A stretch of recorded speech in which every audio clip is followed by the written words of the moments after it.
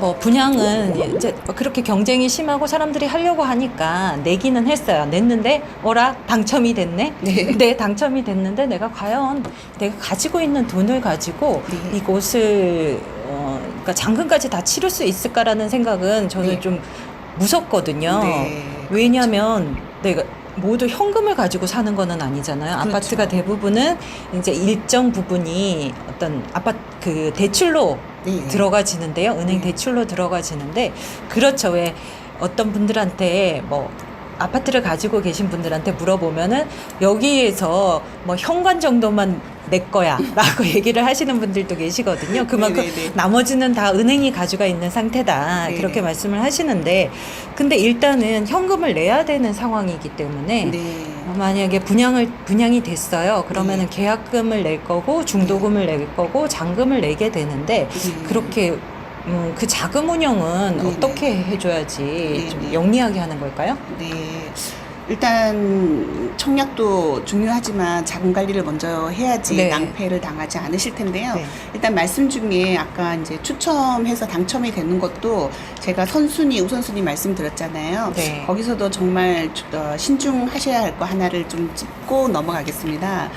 그 부양가족 수라든가 청약 가입 기간이라든가 무주택 기간 이것을 이제 본인들이 이렇게 체크를 하게 되어 있어요. 네. 근데 만약에 이제 당첨이 되었더라도 서류 심사에서 내가 잘못 체크를 해서 당첨이 취소가 될 수가 있습니다. 아이고. 그러니까 그거를 아까워서 어떻게 예, 정확히 네. 잘 네. 하셔가지고 이렇게 낭패를 당하지 않아야 되겠고 네. 또 한 번 그렇게 당첨이 되신 분은 그 청약 저축은 이제 사용을 못하게 됩니다. 그래서 네. 그 다시 재가입을 통해 가지고 청약 기간을 맞춰 주셔야 되고요. 정말 주의하셔야 될 것 같은데요. 네, 너무 중요해서 제가 말씀드렸고요. 네.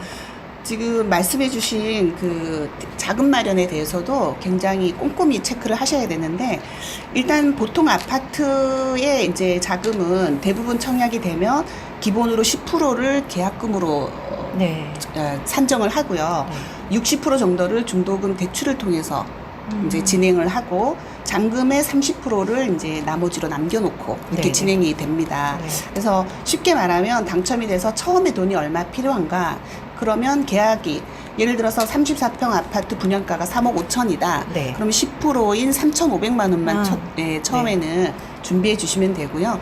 나머지는 중도금 대출을 통해서 진행이 될 거기 때문에 그건 큰 문제가 안 되는데 여기서 또 한 가지 요즘에는 대출이 굉장히 좀 까다롭습니다. 이렇게 아파트를 통해서 투기 세력이라든가 이런 게 있다 보니까 규제가 상당히 많이 따르고 있고요. 상가나 토지보다도 아파트에 대한 규제가 상당히 많습니다. 그래서 중도금 대출도 이제는 그 소득 증빙이 안 된다든지 뭐 그런 심사를 통해서 중도금 대출도 안 될 수가 있어요. 네. 그래서 그런 것도 꼼꼼히 살펴보셔가지고 체크를 해야 될 것 같고요. 만약에 중도금 대출이 안 돼서 진행이 됐다. 그러면 자비로 계속 10%씩 내야 되기 때문에 네. 큰 자금 부담이 되실 수가 있습니다. 네. 네네네. 그거는 좀 꼼꼼히 따져보셔야 될 것 같으네요. 예, 그렇습니다.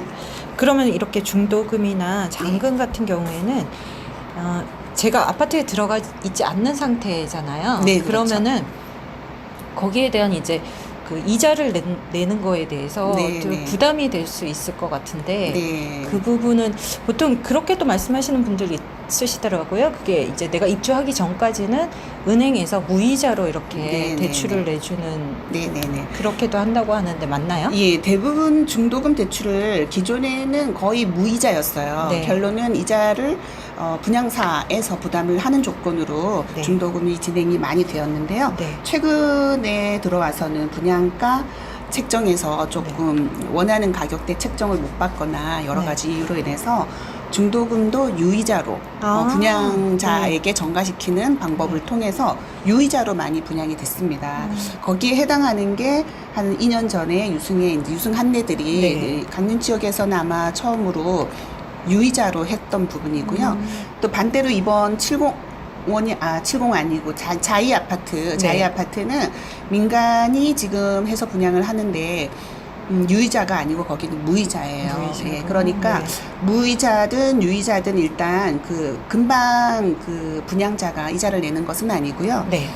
일단 유이자다 하더라도 이제 분양사에서 이자를 먼저 대납을 하시고 네네. 나중에 잔금 칠 때쯤 됐을 때 네. 유이자 부분을 이제 그때 후납으로 이제 내시면 됩니다. 그래서 그 이자 부담이 되는 분들은 잔압으로 미리 갚으셔도 되고요. 네네. 네, 그거는 개인 사정에 따라서 맞추시면 될 것 같습니다. 그러니까 100% 내가 네. 이 돈에 저는 그렇게 생각했거든요.